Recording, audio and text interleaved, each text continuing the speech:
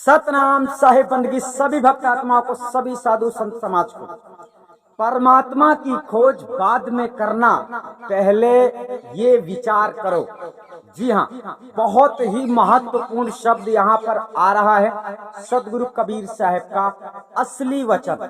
सदगुरु कबीर साहब की बातें जब आप सुनते हैं तब इसके पहले ये समझा करो कि सदगुरु कबीर साहब ने अनुभव करके कोई बात नहीं बताई है और कोई भी बात उनको किसी अन्य गुरु ने नहीं समझाया है कि कबीर साहब ने आपको भी बता दिया। कबीर साहब एक एक लौते इस धरती में ऐसे संदेशवाहक माने जाते हैं जो परमात्मा के सच्चे संदेशवाहक हैं और परमात्मा का ज्ञान उन्हें था और वो परमात्मा सत्ता ही थी। तो सबसे पहले ये जान लेना कि सदगुरु कबीर साहब ने कोई भी बात सुनी सुनाई पढ़ी पढ़ाई और केवल किसी के बातों में आकर नहीं कही। उन्होंने क्या कहा है, मैं कहता आँखन की देखी, तू कहता कागज की लेखी, तेरा मेरा मनवा कैसे एक होई रे। तो इसी बात को समझना है कि सदगुरु कबीर साहब ने कोई भी बात सुनी सुनाई किसी ने कह दिया हो वो बात आकर आपसे नहीं बताया है। अर्थात संसार के जीवों को जो भी बताया है साहब ने, उनके सामने बीते हुए वारदात को सामने रखा है साहब ने। तो खैर उस समय भी साहब के बारे में भी लोग गलत सोचते थे, गलत बोलते थे कि कबीर गलत है, कबीर सही नहीं जानता, कबीर को वेदों का शास्त्रों का ज्ञान नहीं है। मतलब वही बात है कि परमात्मा आज भी खड़ा होकर समझाए तो तुम परमात्मा को चमत्कारिक बोलोगे। अर्थात वो परमात्मा जब भी संसार में अगर आता है, धरती में धराधाम में जीवों का कल्याण करने के लिए, तो बेशक सा है कि कोई भी शक्ति अपना चमत्कार निश्चित दिखलाती है। तो इसलिए कलयुग का ये सिस्टम चेंज हो गया है। अर्थात कलयुग के अनुसार ही कलयुग के गुरु हैं, कलयुग के सतगुरु हैं। तो कलयुग के सतगुरु को तुम कैसे पहचानोगे? आपको तभी पहचानने का आपके अंदर विवेक होगा जब आप सदगुरु कबीर साहब के वचनों पर विश्वास करोगे। तो चलिए, परमात्मा को खोजने वाले लोगों के लिए पहले विचार करना है कि साहब ने क्या कहा है। अब देखो, गुरु क्यों बनाया जाता है? गुरु बनाया जाता है ज्ञान प्राप्त करने के लिए, ठीक है ना।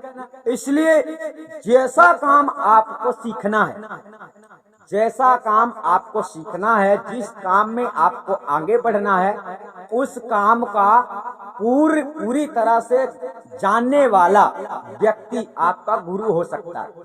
अब अध्यात्म मार्ग में चलो तो अध्यात्म मार्ग में इस कला को समझाने वाला, आत्मज्ञान को प्राप्त करवाने वाला, मोक्ष दिलाने वाला, अर्थात आपको इस भव सिंधु से छुड़ाने वाला एक गुरु होता है, जिसकी मर्यादा को भूलकर आप लोग घमंड रूपी समुद्र में तैरते रहते हो। बड़ा मजा आता है। यानी आप लोगों का मन स्थिर नहीं हो रहा है। 17 प्रकार के सत्संग सुनते हो, दुनिया भर के संतों का सत्संग सुनते हो। अगर तुम्हें पता चल जाए कि फला आदमी गलत तरीके से सत्संग समझा रहा है तो तुम उसे छोड़ दोगे, लेकिन तुम कमी नहीं ढूंढते हो, क्योंकि कमी तो तुमने अपने अंदर ही नहीं खोजी है, तो तुम दूसरों के अंदर क्या कमी खोज पाओगे। यही वजह है कि 10 लोगों का सत्संग तुम एक साथ देखते हो। हमें कोई फर्क नहीं पड़ता है, आप हमारा भी देखो या ना देखो या पूरी दुनिया के लोगों का सत्संग देखो, पर सत्य ये है कि झूठा ही झूठा संगत होई। ऐसा साहब ने इसलिए बोला है कि झूठे लोग ही सत्संग सुनने के लिए जाते हैं, इसलिए उन्हें सत्संग सुनने को नहीं मिलता, झूठ संग सुनने को मिलता है। झूठी संगति, और झूठी संगति का परिणाम मोक्ष नहीं होता है, 84 होता है। तो चलिए सतगुरु के वचनों पर चलते हैं और आपको याद दिलाते हैं कि साहब ने क्या कहा था। साहब ने कहा, अपने बारे में कह रहे साहब, यहाँ पर साहब को तुम दास समझो, एक जिज्ञासु समझो, एक जिज्ञासु समझो, जैसे आप जिज्ञासु हो। आप जब तक नहीं जानते हो ना, तब तक तुम्हें भ्रम है, तब तक तुम्हारे सामने माया है, तब तक तुम्हारे लिए ब्रह्म निरंजन है, तब तक तुम्हारे लिए देवी देवता है, तब तक तुम्हारे लिए ये माया का प्रपंच है। लेकिन जिस दिन तुम सच्चाई को जानोगे, सच्चाई का मतलब कि मैं कौन हूं, उस दिन क्या होगा? जब मैं था तबे हरि नहीं, अब हरि है मैं नाही, सब अंधियारा मिट गया, जब दीपक देखा माही। समझना, इस शब्द को समझना। सुना तो आपने बहुत होगा, लेकिन आज इसे समझना। जब मैं था, समझ लो, यहां से समझ लो कि जहां तक तुम हो, जहां तक तुम हो वहां तक वो नहीं है। इसका मतलब आप लोग उसे खोजने जा रहे हो। वो कब तक नहीं है? जब तक तुम हो। ये ध्यान रखना, जब मैं था, अभी तुम हो, अभी तुम हो, अज्ञानी हो। कौन हो? अज्ञानी। आप लोगों को ज्ञान नहीं है। तो जब मैं था तब हरि नहीं, जब तक तुम हो मैं मनता, मतलब मैं जब तक मिट नहीं जाता, मैं जब तक मर नहीं जाता, मैं जब तक हूँ तब तक हरि मतलब परमात्मा। हरि शब्द से यहाँ पर कबीर साहब ने परमात्मा का संकेत किया, यानी सार शब्द महाचेतन, सार शब्द महाचेतन सतपुरुष परमात्मा का संकेत किया है, जो कि एक समुद्र है। अब बूंद समुद्र की तलाश में जाएगा। बूंद यानी आत्मा। ध्यान रखना, बूंद और समुद्र में क्या अंतर है? समुद्र एक समूह है जल का, बूंद एक उसी समुद्र से निकला हुआ एक बूंद है। अब वो बूंद इच्छा से, यानी वो बूंद यानी आत्मा अपनी इच्छा से इस सृष्टि में आकर रम गई है, फंस गई है, उलझ गई है। अब ये अपने स्वरूप को भूल गई है कि मैं जल हूँ, मतलब मैं कौन हूँ, ये भूल चुकी है। और यही बताने के लिए साहेब ने धराधाम पर आकर उसका परिचय दिया कि तू ये है बेटा, तुझे कोई नहीं मार सकता, तुझे कोई पकड़ नहीं सकता, तुझे कोई वशीभूत नहीं कर सकता। सतगुरु कबीर साहब ने ये परिचय दिया कि तू है कौन। और यही बताने के लिए पाखंडी गुरुआ लोगों ने साधनाएं बताना शुरू कर दिया, अर्थात ये मंत्र जपो, ऐसा ध्यान करो तो आत्म ज्ञान हो जाएगा। ये बताओ, ये लोग बताते किसको हैं? ये लोग आत्मा को ही बताते हैं। आपके अंदर आत्मा बैठकर सुनती है इनके पाखंडियों के ज्ञान को। आपकी आत्मा इन शैतानों की दुनिया के बारे में तुम्हें पता नहीं है। इन शैतानों का परपंच तो ऐसा है कि तुम्हें इधर से भ्रमित करना, उधर से भ्रमित करना, सही रास्ता तो इन्हें खुद नहीं ज्ञात है। तो साहेब ने क्या कहा है, जरा इसे गौर करना। साहेब ने कहा, जब मैं था तब हरि नहीं, अब हरि है और मैं नहीं। ऐसा क्यों बताया? क्योंकि सब अंधियारा मिट गया जब दीपक देखा माही। अब जरा इसके भावार्थ को समझो। अंधियारा का मतलब क्या होता है? अज्ञानता, अज्ञान रूपी अंधेरा। अभी संसार में बहुत सारे लोगों ने ऐसा सोच के रखा है कि इसके अंदर एक ज्योति जल रही है, उसी ज्योति के दर्शन कर लेना परमात्मा के दर्शन हो जाना माना जाता है। ऐसा नहीं है, लोग मानते हैं। इसी शरीर के अंदर कुछ लोग समझते हैं कि वो शब्द रूप में धुन है, जो बजता है उसे हम सुन लेंगे तो हमारा मोक्ष हो जाएगा, मतलब परमात्मा के दर्शन हो जाएंगे। ये आपका भ्रम है, ऐसा कभी नहीं होता है।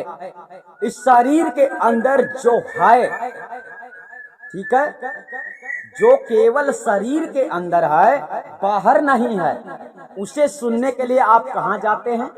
अंदर, मतलब ध्यान करते हैं। आपको ध्यान करना पड़ता है।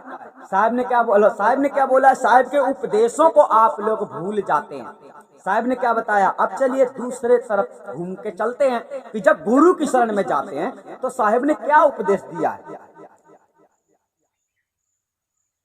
कैसा लो तत् कैसा लो, कहीं विधि कहूँ गंभीरा लो, बाहर कहूँ तो सतगुरु लाजे, भीतर कहूँ तो झूठा लो। सतगुरु कहते हैं उस परम तत्व यानी परम सत्ता, परमात्मा सत्ता का ज्ञान प्राप्त करने के लिए मैं तुम्हें कैसे बताऊं को उसको तुम कैसे परखोगे। साहब कह रहे कैसे परखोगे, उस तत्व को कैसे जानोगे।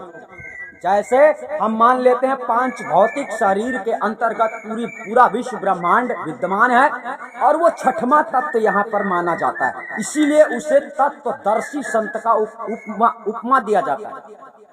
तो चलिए आप उस छठवें तत्व की तलाश में हो। तो साहब ने कहा कैसा लो तत्व कैसा लो, मैं कहीं भी कहूँ गंभीरा लो। गंभीरता का विषय है कि मैं कैसे तुम्हें समझा दूं इन शब्दों में कि वो कैसा है, मैं तुम्हें कैसे समझा दूं। अभी आप लोगों को बहुत सारे बोलते हैं वो झंगुर की आवाज है, वो ऐसी आवाज है, वो वैसी आवाज है। वो आवाज नहीं है, ध्यान रखना, परमात्मा। क्योंकि साहब ने बोला नाद बिंद लो, पढ़ना गुन्ना और चतुराई भी ना, है ना। तो नाद मतलब आवाज होता है, परमात्मा आवाज नहीं है। और आप लोग आवाज को ही स्वयं से सुन सकते हैं। हाँ, साहब ने कहा कहा कबीर जहां शब्द होता है तौन भेद है न्याय।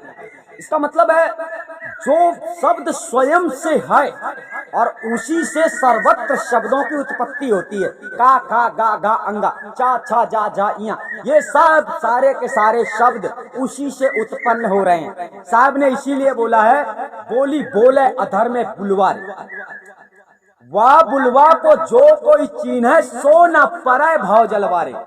उसे जानने के लिए तुम्हें लोग साधना बताते हैं, अर्थात वो कोई देवी देवता है कि साधना करो तो वो तुम्हारी पुकार सुन के आएगा और तुम्हें ले जाएगा, मतलब मोक्ष की प्राप्ति करवा देगा। गुरु की महिमा के बारे में आप लोगों को जानकारी अभी नहीं है, तो आप लोगों को गुरु की महिमा के बारे में बतलाया जाएगा जब बीजक पूरा हो जाएगा। बीजक पूरा होते ही आप लोगों को इतना स्मार्ट सत्संग सुनने को मिलेगा, यानी इस संसार का कोई भी ज्ञानी होगा, जो ज्ञानी होगा तो वो तो समझेगा, और जो अज्ञानी होगा उसका तो अब ऐसा होने वाला है। क्यों? क्योंकि बीजक वो ज्ञान है जिस ज्ञान को सुनने के बाद अनुराग सागर, कबीर सागर, कबीर मंसूर, जितने ग्रंथ हैं सब में आप लोगों को गलत चीजें मिलेंगी। क्यों? क्योंकि बीजक कुछ अलग तरीके से ही अपना ज्ञान दे रहा है, और इन लोगों का नकली बीजक और इन लोगों का नकली मनगढ़ंत ग्रंथ जितने पैदा कर दिया, इन लोगों ने बना दिया है पाखंडी गुरुआ लोगों ने, उनमें मिलावट पाई जाती है। इसलिए बीजक जब तक पूरा नहीं होता है तब तक आप लोगों की गुरु की महिमा नहीं बताई जाएगी। पूरा बीजक चिल्ला चिल्ला कर कह रहा है कि वेदी सतगुरु की शरण में जाकर सार शब्द भेद का परिचय करें। भेद का मतलब मर्म, रहस्य और परिचय होता है। मतलब भेदी गुरु का जिक्र क्यों आया है? क्यों? क्योंकि उसका भेद केवल भेदी गुरु सच्चे संतों के पास ही होता है। गली गली घूमने वाले कुत्तों के पास हड्डियां होती हैं, जिन्हें जड़मड़ाओगे तो चले जाओगे 84। समझ गए? चलिए पहले शब्द को पूरा करते हैं और समझते हैं। तो साहब ने कहा सब अंधियारा मिट गया जब दीपक देखा माँ। साहब ने यहाँ पर बतलाया है अज्ञान रूपी अंधकार जो हृदय में होता है, शरीर में होता है, अर्थात जो भ्रम होता है, जो बातें आप नहीं जानते हैं, इसी बात की अच्छी तरह से जानकारी देने वाला गुरु जो होता है ज्ञान देकर जानकारी दे देता है, अर्थात आपको अंधकार से प्रकाश की ओर ले जाता है। यानी आप अज्ञानी हैं, आपको गुरु ज्ञान देता है और आपको ज्ञान हो जाता है। इसका मतलब हो जाता है आपके अंदर अंधकार मिट गया और ज्ञान प्रकट हो गया, ज्ञान रूपी ज्योति जागृत हो गई। तो साहेब ने क्या बताया है, शब्द बिना सुरती आंधरी कहो कहां को जाए। अब ज्ञान किससे होता है, शब्दों से ही होता है। गुरु शब्द से ही समझाता है, बेटा ऐसा करो, बेटा ऐसा करो, बेटा ऐसा नहीं करना होता है, ऐसा तो तुमको करना ही पड़ेगा। ये क्या है, शब्द। शब्द बिना सुरती आंधरी कहो कहां को जाए, पार न पावे शब्द का फिर भटका खाए। अब जिस शब्द का वो पार नहीं पा सकती है सुरती, वही शब्द है सार शब्द, और वही सार शब्द भेदी गुरु के बिना इस संसार में कोई भी प्राप्त नहीं कर सकता। तो क्या कहा, शब्द बिना सुरती आंधरी कहो कहां को जाए, पार न पावे शब्द का फिर भटका खाए। ठीक से समझना, उस शब्द का पार वो नहीं पा सकती है। सीधी सी बात यहाँ पर नोट कर लो। अब आप लोगों को ध्यान करने में मजा आता है तो आप करो, हम आपको रोकेंगे नहीं, परंतु ऐसा ध्यान करने से सुरती कहीं शब्द में लग जाएगी तो ये तमाशा नहीं है। साहब ने केवल समझाने के लिए कहा, पार न पावे शब्द का ये भी बता दिया। तो साहेब के वचन गलत हो सकते हैं, और पाखंडी गुरुओं के वर्तमान में जैसे आप लोग सोचते रहते कौन गुरु सच्चा है कौन गुरु झूठा है, जब आप लोग साहेब के वचनों को ही नहीं स्वीकार करेंगे तो तुम्हारे लिए फिर वही गुरु सच्चा है जिसे तुम मान लोगे। लेकिन वास्तविक सत्य की बात कही जाए तो आदि अनादि मुक्ति पंथ में आपको सच्चा गुरु ही प्राप्त होता है, और सच्चा ज्ञान प्राप्त होता है, और सच्चा सत्य मार्ग प्राप्त होता है, जिसमें चलकर आप अपने जीवन को कल्याण कर सकते हैं, समय लग सकता है। तो सबसे पहले तो उस बात को पूरी करते हैं। साहब ने कहा, मतलब हाँ चलिए, तो सब अंधियारा मिट गया जब दीपक देखा माहे। आपने क्या देखा अपने अंदर, आपने क्या देखा अपने अंदर कि आपके अंदर से अज्ञान मिट गया। जब गुरु ज्ञान रूपी दीपक तुम्हारे घट में जलाता है, अब क्या घट में जलाएगा, हमने आपको बोला ज्ञान, गुरु जो है ज्ञान शब्द से ही दे, वो सार शब्द रूपी ज्ञान जितनी समय आपके अंदर प्रवेश हुआ, आपको जितनी समय सार शब्द रूपी ज्ञान प्राप्त हो गया, उतनी समय तुम्हारे अंदर से भ्रम नष्ट हो जाएगा। अर्थात आप ये जान लोगे कि सदगुरु कबीर साहब ने इसके लिए बताया था, वही है निर्विकार अविनाशी अविचल, यानी वो चलायमान नहीं है, वो परिवर्तनशील नहीं होता, वो कभी देह धारण नहीं करता, उसी को विदेह पुरुष कहते हैं, उसी को विदेह सत्य कहते हैं। परंतु आप लोग अभी उसे जानते नहीं हो, केवल मान बैठे हो, यही समस्या। तो साहब ने बार बार समझाया है कि आत्मज्ञान बिना नर भटके, और ज्ञान गुरु के पास मिलता है। अब यहाँ अंधे पाखंडी लोग ऐसा समझाते हैं कि गुरु तुमको इशारा कर देता है, तमाशा करते हैं, भात भात के लोग इशारा कर देता है। क्या इशारा कर देता है, आपको कोई ऐसा इशारा करेगा, कोई आपको बोलेगा, एग्जाम्पल के लिए कोई आपको बोलेगा, मान लीजिए कि आप लोग बड़ी होशियारी करते हैं, मतलब समझदारी की बात आपके अंदर नहीं है। कोई आदमी आपसे पूछे, मान लो इशारे से आपसे कोई आदमी अगर पूछे कि आप मतलब मैला खाओगे, यानी मैला खाने के लिए आपको ऐसा इशारा करेगा तो आप तो हाँ कर दोगे। हाँ, दूसरा आदमी सुनकर कितना हंसेगा, क्योंकि वो बोल रहा है कि मैला खाओगे, लेकिन तुम समझोगे कि खाना खाने को कह रहा है, तो तुम हाँ हाँ करोगे, दूसरा आदमी कितना हंसेगा। यहीं पर समझना है कि इशारा नहीं, ये अंधभक्ति है, तमाशा नहीं है। ठीक है, तो सदगुरु कबीर साहब ने जो कहा है, अगर उनकी बात को स्वीकार करते हो, समझ लेते हो, मान लेते हो, तभी तुमको मंजिल मिल सकती है। जब मैं था तब हरि नहीं, इस बात को गलत मत समझ लेना, 100% ये सत्य है। क्योंकि जिस एनर्जी की वजह से समस्त संसार चेतनवत है, चेतनवत यानी आपके अंदर एनर्जी है, आप चेतन, जड़ और चेतन में जो है ये समाया हुआ है, जड़ और चेतन मिल चुका है एक में, अब चेतना को अलग करना है। तो चेतना को अलग करना, ये ध्यान करना, खोपड़ी में और परेशान होना, ज्योतियों को देखना, धुनों को सुनना और संसार में विपरीत दिशा में चलना, ये चेतना से जागना नहीं माना जाता है। जब तुम इस संसार को मिथ्या समझोगे, फल में तुमको स्वाद ना मिले, खाने में तुमको स्वाद ना मिले, घूमने में तुमको आनंद ना मिले, झूठ बोलने वाले से आपको नफरत हो जाए, तब तो हम माने कि तुम्हारी चेतना जाग रही है। लेकिन तुम्हें तो सब बराबर लग रहा है, बोलते जाओ धड़ाधड़ झूठ। क्या होता है, धंधे बिजनेस में तो झूठ बोलना ही पड़ता है, ये तुम्हें अच्छा लगता है, उसे नहीं।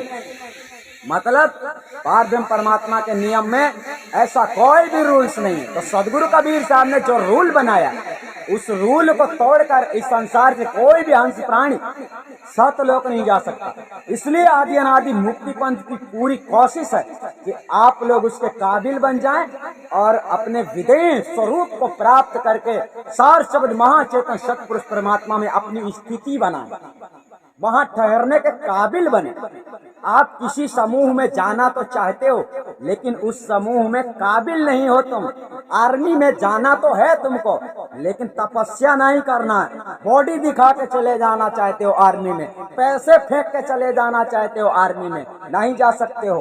पूरी परीक्षा होती है, पूरी डिग्री लेनी पड़ती है। डिग्री देने के बाद ही जब सीनियर ऑफिसर लोगों को मालूम हो जाता है कि नहीं अब ये काबिल हो गया है, तब उसे वो डिग्री दी जाती है। यही परीक्षा है गुरु की, और यही परीक्षा गुरु आदि अनादि मुक्ति पंथ में आपसे लेने के बाद ही आप लोगों को उस डिग्री को थमाता है जिस डिग्री के आप अधिकारी बनना चाहते हो। परिश्रम किए बिना तुम्हें पता नहीं है परमात्मा सत्ता कौन सी चीज है। परमात्मा सत्ता क्या है? खेल नहीं है, खिलवाड़ नहीं है। कितना सरल होते हुए भी कितना कठिन है। हम तो सदगुरु के वचनों का पालन करने वाले हैं, इसलिए हम उसकी मर्यादा में रहते हैं। वरना हम अपने मनमानी करना चाहें तो गांव गांव गलियों गलियों जाकर हम भी कुत्ते की तरह घूमते और ना जाने हजारों लाखों लोगों को सार शब्द लखा देते। लेकिन यहाँ तो पता ऐसा है, ऐसा चल रहा है कि लोग जानकर भी उससे अनजाने हो जाते हैं। इसका मेन कारण ये हो जाता है कि आधी अधूरी शिक्षा, अर्थात उन लोगों ने कर्तव्य नहीं किया और उन्हें उसे हासिल कर लिया। इसकी ही वजह से वो आदमी जो ज्ञान प्राप्त करके भी नहीं पहचान पाता है, उसके लिए बड़ी गंभीरता का विषय है कि वो जब सत्य को असत्य समझ लेगा तो फिर उसे सत्य से अलग ही रहना पड़ेगा। कब तक? जब तक संसार है, सृष्टि है। इसलिए उसकी बहुत कीमत होती है, उसकी कीमत कुछ भी नहीं होती। तो कीमत करोगे तभी कीमत होगी। पहले अपनी कीमत करो कि हमारी कीमत क्या है, अपनी कीमत पहले समझ लो, फिर इसके बाद उसकी कीमत करना। उसकी कीमत तुम क्या चुकाओगे? कभी नहीं चुका सकते।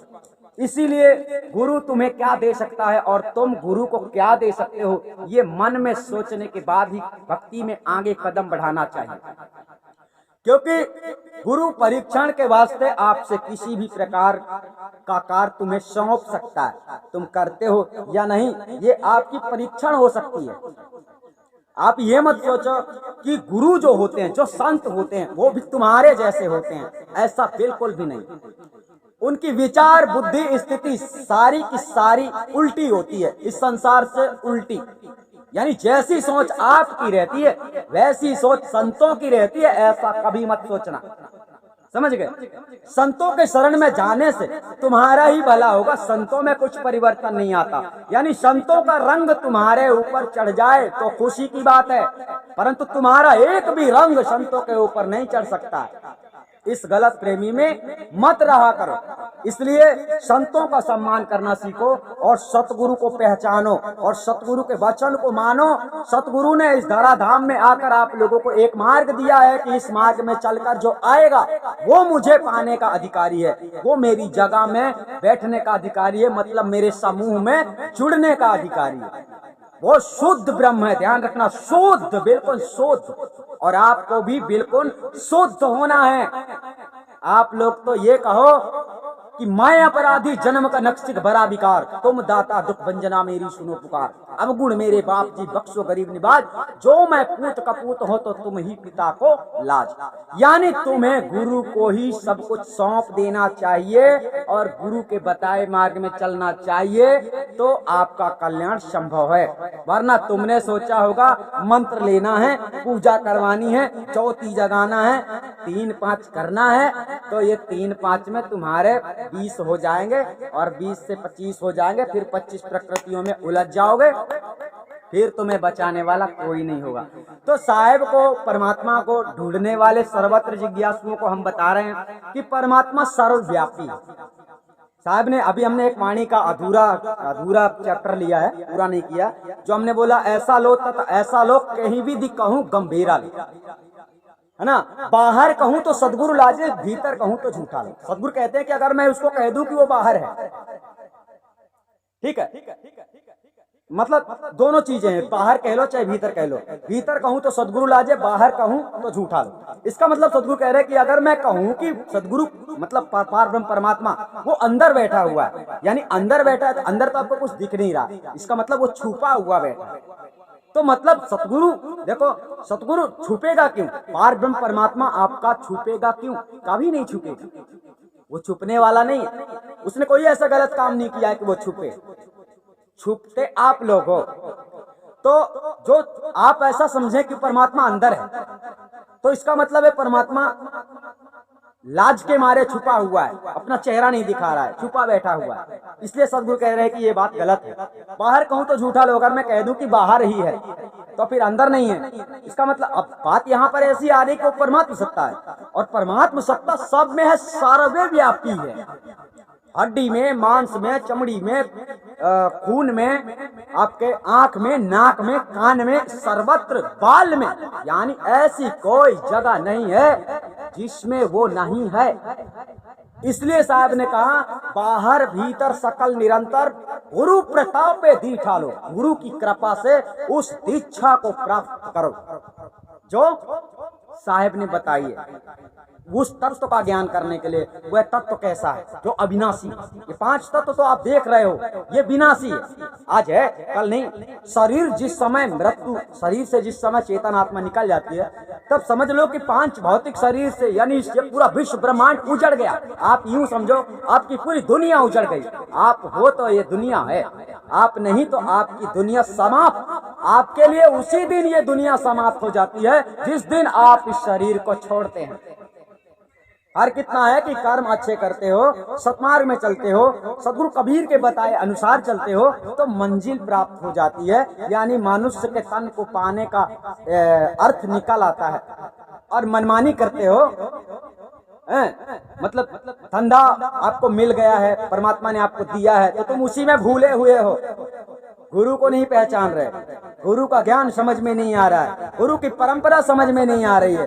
बड़े मतलब घूमो, कब तक घूमोगे? कितना पैसा कमाओगे और कितने बड़े हो जाओगे, कितना नाम कमाओगे? एक दिन ऐसा आन पड़ेगा, नाम न लई है कोई, 100 तन छिया छार हो जाइए, नाम न लई है कोई। कितना भी ज्यादा से ज्यादा 50 साल, 10 साल, अरे 100 साल तक लोग तुमको याद रखेंगे। फिर तो बड़े बड़े भगवानों का नाम नहीं चल रहा है आज, तो तुम्हारा क्या चलेगा?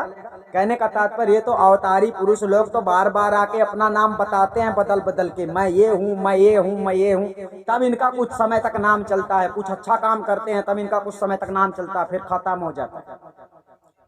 अभी नए नए देवी देवता प्रकट होते हैं, पब्लिक को इकट्ठा करते हैं, रोग बाधा से लोगों को सुख शांति देते हैं। ये सुख शांति परिवर्तनशील है। संसार में एक ना एक सुख, एक ना एक दुख तुमको लगा ही रहेगा। कहीं हंसना चाहिए, किसी को मतलब ठिकाना नहीं है। जिन सतगुरु पहचाना नहीं, तिन्हीं तीनों लोक ठिकाना नहीं। कहाँ कहाँ जाओगे? चाहे फिल्म इंडस्ट्रीज में चले जाओ और चाहे प्रधानमंत्री के पद में बैठ जाओ, चाहे विधायक बन जाओ, शांति नहीं मिलने वाली। चाहे करोड़ों रुपयों के ऊपर ही तुम सोते हो तो भी शांति नहीं मिलने वाली। समझ रहे? यानी कि समझना है तो वो समझो जो साहब ने बतलाया है, और वो समझ लिया जिसने, उस मानव का जीवन सार्थक हो सकता है। और जिसने उसे नहीं समझा तो ये समझ लो कि वो भी तुम्हें नहीं समझता, क्योंकि ऐसे तो कितने जीव जंतु इस संसार में मरते रहते हैं, तो तुम्हारी क्या गिनती है कि तुम बच जाओगे। तुम इतने बड़े हितैषी नहीं हो, तुम परमात्मा को कुछ दे नहीं सकते। परमात्मा पहले सीधे सीधे वाक्यों में बतला चुके हैं कबीर साहब ने कि ना मैं कहता ना मैं सुनता, ना मैं धर्मी ना ही अधर्मी, ना जाति ना कामी हो। ठीक है ना? तो वो अपने वचनों में निपुण है। आप लोग अपनी मर्जी से कुछ भी उसे कहते हैं। बहुत लोग आप लोगों को आसरा देते हैं, या अंधविश्वास वाले ही आप लोगों को आसरा देते हैं। यानी अंधविश्वास में आप जब भक्ति करते हैं तो वो लोग आपके ऊपर हुक्म चलाते हैं, और आप लोग आश्रय में रहते हैं, सतगुरु मुझे छुड़ा लेगा, सतगुरु मुझे बचा लेगा। सतगुरु तो वही होता है जो तुम्हें आसरा दे रहा है। पाखंडी को पता ही नहीं है कि आत्मा ज्ञान मुझे ही नहीं है, तो मुझे इन्हें बता देना चाहिए कि आत्मा ज्ञान करो। किसी सच्चे गुरु के शरण में जाकर सतगुरु कबीर साहब ने आत्म ज्ञान करवाया है, मुझे नहीं पता है, ऐसा तो मूर्ख लोग बता नहीं सकते। परंतु सतगुरु कबीर साहब ने यही बतलाया है। आपको पूरी बीजक देखना है, और पूरी बीजक देखने के बाद में आपको सच्चाई का पता चल ही जाएगा। हमें अलग से कुछ नहीं बोलना पड़ेगा, क्योंकि देखो आधी अधूरी शिक्षा लेकर घूमोगे तब तक भटकते ही रहोगे। आप लोगों को अक्सर करके आधी अधूरी शिक्षा ही दी गई है, लेकिन बीजक, जितनी बीजक आप लोगों को यहाँ से प्राप्त होगी और जितनी वाणियां यहाँ से प्राप्त होगी, उसका पूरा पूरा सार, पूरा निचोड़ आपके सामने होगा। यानी धोखे में हम आपको बिल्कुल भी नहीं रखेंगे। इसलिए कर्म करना है अगर आपको, तो फल आपको मिलेगा। कर्म नहीं करना है, फल की आशा है, तो कभी नहीं मिलेगा। ये लिख के रखो, ठीक है? एक छोटी सी तमन्ना को पूर्ण करने के लिए मनुष्य का जीवन छोटा पड़ जाता है। मनुष्य मरते मरते दम तक भी वो आखिरी इच्छा भी नहीं पूरा कर पाता है। उसकी मरते दम तक की भी इच्छा होती है, मुझे उसको देखना है, मुझे उसको देखना है, उसको बुला दो, उसको बुला दो, फिर भी उसकी इच्छा समाप्त नहीं होती है, क्योंकि इच्छा के वास्ते ही ये आत्मा भटक रही है। और ये इच्छा तब तक खत्म नहीं होगी जब तक अपने स्वरूप को नहीं समझोगे, जब तक अपने स्वरूप को नहीं पहचानोगे। और स्वरूप को तब तक नहीं पहचानोगे जब तक सच्चा भेदी गुरु आपको नहीं मिले। तो आपने समझा होगा, और यहाँ से आप लोगों को समझ लेना है कि परमात्मा को खोजना कदापि नहीं है। आपको तंत्र मंत्र की साधना करने में अच्छा लगता है, करो, परंतु उससे मोक्ष नहीं होता है। किसी भी प्रकार के संत के पास जाकर, किसी भी प्रकार, नकली संत है, किसको कहा जाए असली, किसको नकली कहा जाए, आप खोजते हो तो, परंतु जब ना मिले, जब विश्वास टूट जाए। लेकिन हाँ, आदि अनादि मुक्ति पथ में आकर नखड़े मत करना, तमाशा मत करना, क्योंकि यहाँ पर कोई सुनवाई नहीं होती। यानी किसी की भी कोई सुनवाई होती ही नहीं है। यहाँ तो सीधा सीधा रूल्स है, करोगे तो मिलेगा, करोगे तो मिलेगा, और करना नहीं है तो नहीं मिलेगा। यहाँ आकर तमाशा बताने की आवश्यकता नहीं है, क्योंकि इस गद्दी में, आदि अनादि मुक्ति पंथ में अलाउ नहीं है कि आप लोग मन मर्जी से कर्म करें, मन मर्जी से कर्तव्य करें, और मन मर्जी के सवाल करें। ऐसा भी नहीं। सवाल सही होता है तो जवाब सही मिलता है। इस संसार में लोगों ने ऐसे ऐसे सवाल खड़े कर दिए हैं, कुछ लोगों का तो यही सवाल हो गया है कि परमात्मा होता ही नहीं है, अगर होता है तो है कहाँ? अब उसको कैसे बताया जाए? परमात्मा सत्ता को परमात्मा के अनुसार ही ज्ञान को समझना होगा। अब किसी ने वेदों में समझ लिया है कि परमात्मा ज्योति होता है, ज्योति स्वरूप है, तो वो ध्यान करके वो ज्ञानी जाकर समझ लेता है कि हाँ भाई, ये ज्योति के दर्शन हो रहा है, यही परमात्मा। इसी प्रकार कबीर साहब ने जैसे परमात्मा को बताया है, अगर वैसा ही कोई जानना चाहता है तो उसको परमात्मा के दर्शन अवश्य होंगे। और आदि अनादि मुक्ति पंथ में वर्तमान में संत देवराज के द्वारा ही होंगे। ठीक है, आप लोगों को समझाया गया है। हमारी कोशिश है कि सतगुरु कबीर साहब के आप लोग भागते हैं तो आप लोगों को सत्य पे चलना है, सतमार्ग पे चलना है। और ये मार्ग बड़ा कठिन है, इतना आसान नहीं है कि बातें करने से भक्ति हो जाएगी, चतुराई करने से भक्ति हो जाएगी। आप लोग जितने ही चतुर समझते हो अपने आप को, उतने ही मूर्ख हो, क्योंकि आप इस संसार में कहीं भी नहीं हो। साहब ने क्या कहा, जब मैं था तब हरि नहीं, जब तक तुम हो, जब तक तुम्हारे अंदर ये तुम्हारे होने का घमंड है और तुम अलग हो, मतलब तुम हो और उसे ढूंढ रहे हो। समझो, यहाँ पर समझना, एक बूंद परमात्मा यानी समुद्र को ढूंढ रहा है, और समुद्र और बूंद एक हो जाए तो तुम कहाँ हो? अब यहाँ सोचो कि तुम कहाँ हो, तुम कहीं भी नहीं हो। इसका मतलब है समुद्र से अभी तुम जुड़े नहीं हो, जुड़ना चाहते हो। ये तुम्हारे बस की बात नहीं है, ये आपके बस की बात नहीं है। आप मुर्दे हो, आपको जीवित करता है गुरु अपने ज्ञान से, पुनर्जन्म देता है तुम्हें सतलोक में, पुनः हंस बनाकर भेज देता है तुम्हें सतलोक में। तो तुम समझ लेना कि तुम गुरु के लिए कर क्या सकते हो। यानी कुंजड़ो, तुम्हारे पास कुछ भी नहीं है और फिर भी सोचते हो हम बड़े दौलत वाले हैं। ये दौलत तुमको डूब के मतलब ले डूबेगी, और ये हीरा जैसा तन मिट्टी में मिल जाएगा आपके एक घमंड से। तो घमंड बिल्कुल भी नहीं करना है, सतगुरु के वचनों को ठीक ठीक से समझकर और ज्ञान के मार्ग में आगे बढ़ना है। ठीक है, सतनाम साहिब बंदी, हम आपको फिर मिलेंगे नए वीडियो के साथ में और अच्छी जानकारी के साथ में।